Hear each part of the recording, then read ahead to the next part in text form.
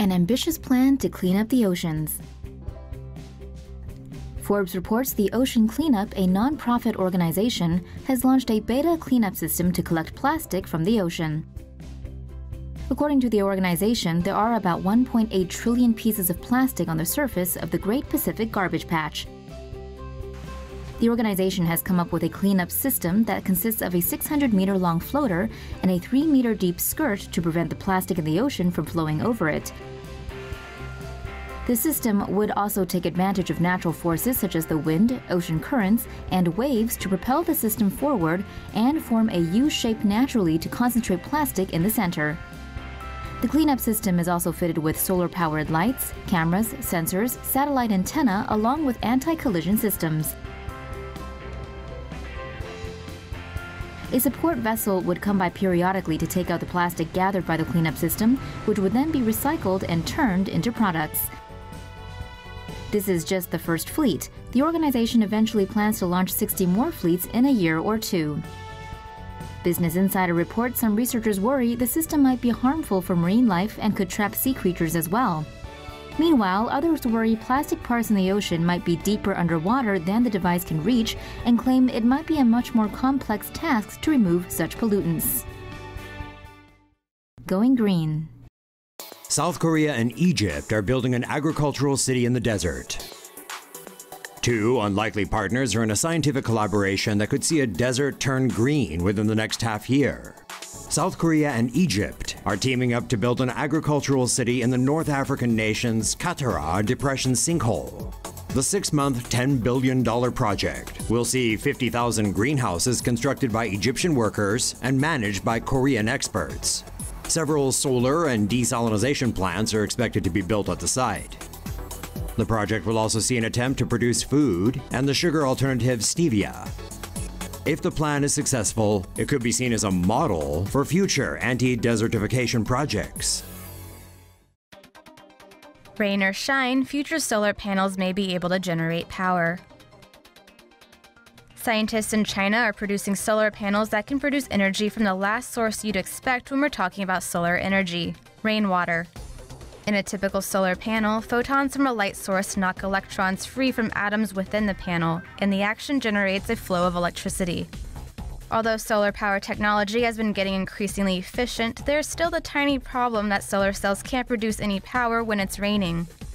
Researchers are introducing a new type of solar panel by adding a layer of graphene or carbon atoms arranged in a honeycomb structure to dye-sensitized solar cells.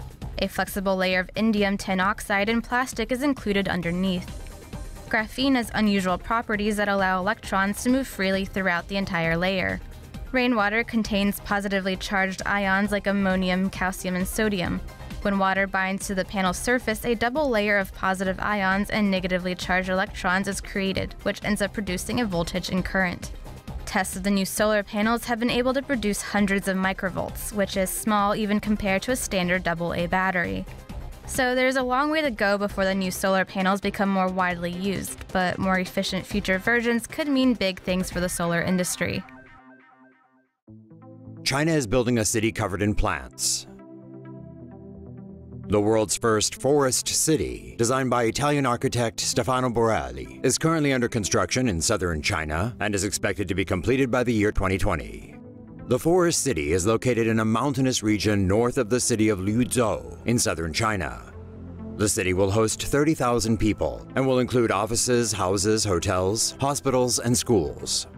The buildings will draw on geothermal energy to provide cooling and heating systems for interior air conditioning. Solar panels will be installed over the rooftops to harvest solar energy. A total of 40,000 trees and almost 1 million plants representing over 100 species will be planted on building facades, in parks, and on city streets. The trees and plants will absorb an estimated 10,000 tons of carbon dioxide and 57 tons of fine dust pollutants each year. Meanwhile, the greenery will produce 900 tons of oxygen annually. A fast rail line will connect the forest city to Liuzhou, a city with a population of some 3.7 million. Vertical forests have become a recent popular concept in architecture. Nanjing in eastern China is currently building 2 green towers that can absorb 25 tons of carbon dioxide a year. Taipei City in Taiwan is also building a carbon-eating tower, which reportedly will be able to absorb 130 tons of carbon dioxide emissions a year. Green energy boat set to circumnavigate the globe. A self-sufficient boat run entirely on emission-free energy is soon set to embark on its maiden voyage around the world. The Energy Observer is a multi-hulled catamaran and former racing vessel that's being converted into a green vessel. It will be equipped with 130 square meters of solar paneling, 2 vertical-axis wind turbines, and 2 reversible electric motors. Its green technology allows the boat to run emission-free on solar and wind power during the day. The vessel will also be fitted with electrolysis equipment to produce hydrogen from seawater. The hydrogen will be stored in tanks and used to power the boat's fuel cells at night, or when there is no sun or wind. The Energy Observer will begin a 6-year-long journey in spring, stopping in 50 countries and 101 ports of call as it circumnavigates the globe. The 4.2 million euro vessel is currently sitting in a shipyard in Saint-Malo, France, awaiting the start of its years-long trip. Solar window blinds can block and harvest sunlight. A California startup has designed window blinds with solar panels that can block out sunlight while harvesting solar energy from it. Each slat in solar window blinds is equipped with monocrystalline solar panels, which can harvest solar energy. The blinds can also track the path of the sun's position and automatically change the angle of the slats to optimize its absorption of sunlight. The company claims the blinds are able to generate up to 100 watt-hours of energy for every square meter when mounted on the outside of a window, or half that amount when mounted inside. Although the slats can automatically change their angles, the blinds can also be manually controlled via an app.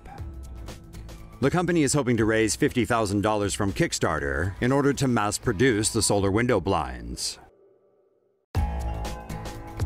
Harvesting energy from the sea.